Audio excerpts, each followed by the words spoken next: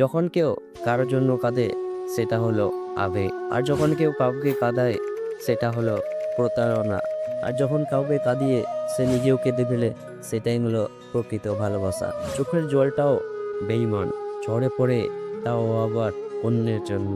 নিজের অস্তিত্বটাও এখন বেইমানি করে শুধুমাত্র তোমার জন্য।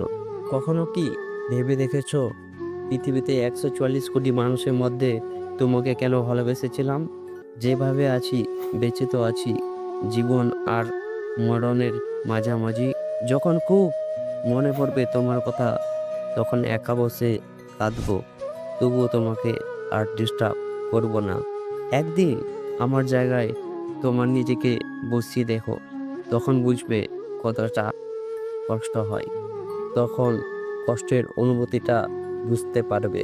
যে তোমাকে কাঁদিয়েছে তাকে কাঁদানোর চেষ্টা করো না, বরং সে যেন ভালো থাকে তার জন্য সবসময় প্রার্থনা করো। দেখবে একদিন নিজের ভুল বুঝতে পেরে সে নিজেই কেঁদে ফেলবে।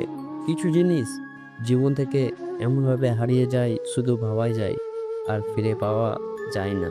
যারা আমাকে আঘাত দিয়েছে তাদের কাছে আমি চিরকৃতজ্ঞ, কারণ তারাই আমাকে বাস্তব শিখিয়েছে সম্পর্ক টিকিয়ে রাখতে হলে একজন যদি আগুন হয় তাহলে আরেকজনকে জ্বলাতে হবে।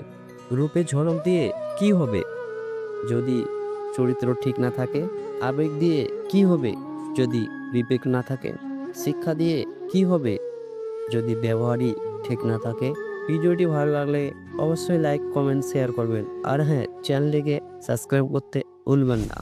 ধন্যবাদ।